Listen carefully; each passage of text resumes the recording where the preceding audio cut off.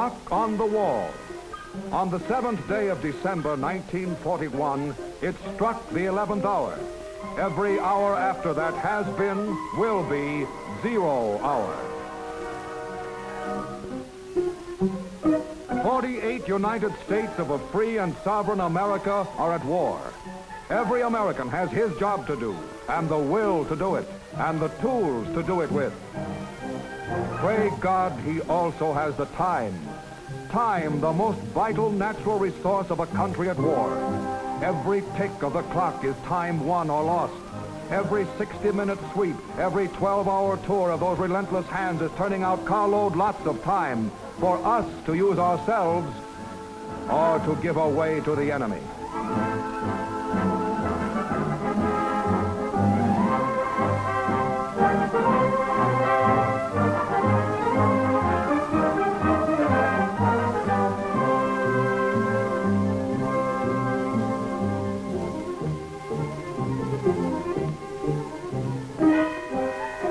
All the scientific devices of chronology are machines manufacturing time. The tool that in our hands means victory. And our hands must be as relentless as the hands of our clocks. They cannot afford to be less.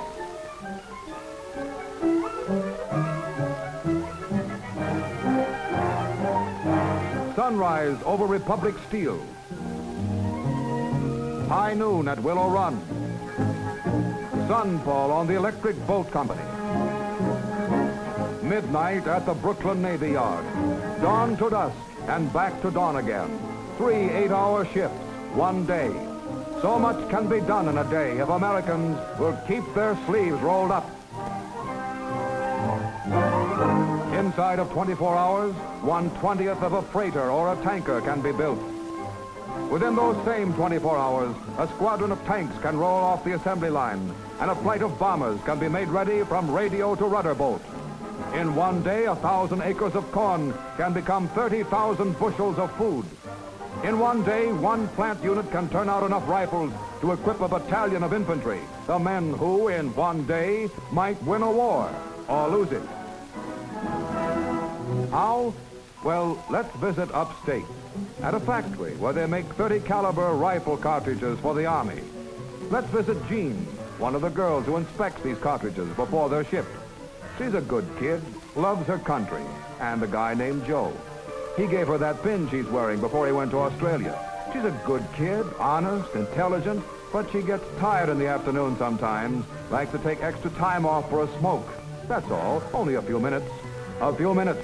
It only takes a second to jar the primer out of a cartridge. And it only takes a second to put an OK ticket on a lot that should have been rejected. A cartridge without a primer is one that will never fire. It's about as useful in a rifle as a cigarette, or as the minutes that go up in its smoke. 1 bad cartridge, 1 chance in a million to get by undetected. 1 second in 60. 1 girl out of 100 who is an honest, patriotic, intelligent saboteur.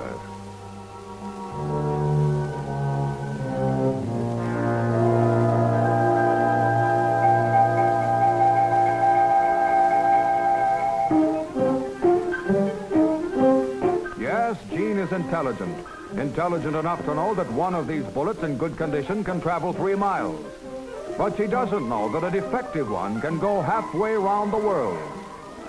Somewhere in the Pacific, somewhere between the Devil and the Dutch East Indies, is an American scouting patrol.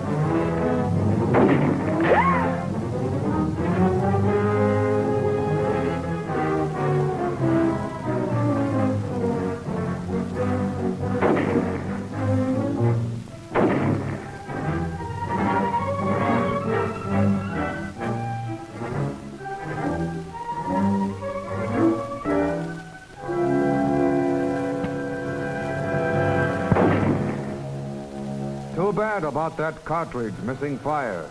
It should have been rejected. It would have been, too, if a girl named Jean hadn't taken time out to smoke. Now meet J.G., general manager of a large wholesale food house. Makes $12,000 a year. Worn a white collar all his life. That is, except for the cocky one he wore in 1918. Tried to get in this scrap after Pearl Harbor, but they said his son could handle the fighting orders and he could go on taking food orders. Like this. 50 cases of 14A1. That's code for lifeboat provisions. Notify Martin. That means ship on Monday.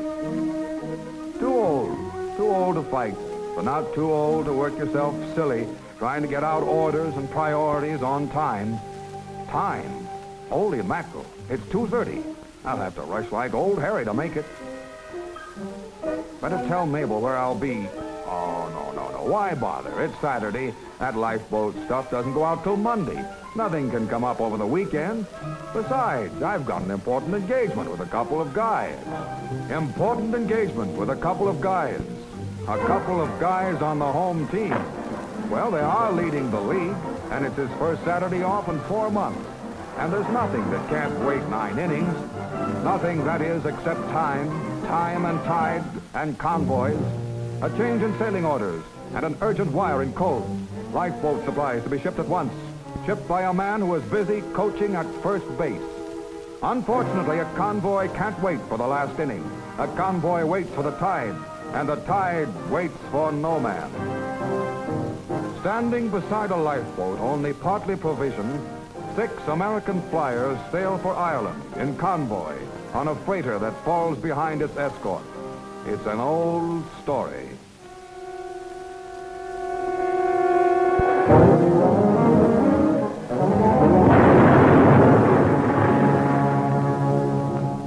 Men sailed for Ireland. 2 of them got there. 1 of them out of his mind. The other one dead. 25 days in a boat provisioned for 10 days. The tide rolls in, J.G., and the clock ticks on. And neither one, in peace or war, will wait for 9 innings.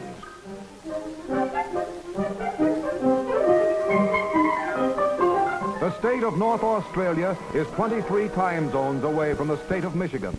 But the clock on the cockpit of the plane over Darwin and the watch on the wrist of the officer in New Guinea are synchronized with the clock at the door of the factory in Detroit and geared to the clock over the water cooler in Kalamazoo. The production rate of our factories and the firing rate of our guns is synchronized by one machine, the clock.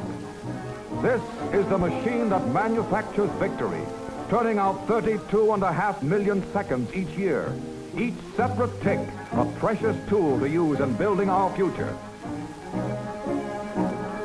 And you, these are your tools, your hands, and they must be as relentless as the hands of your clocks. If we are to conquer, they cannot afford to be less. Still, might and still our world.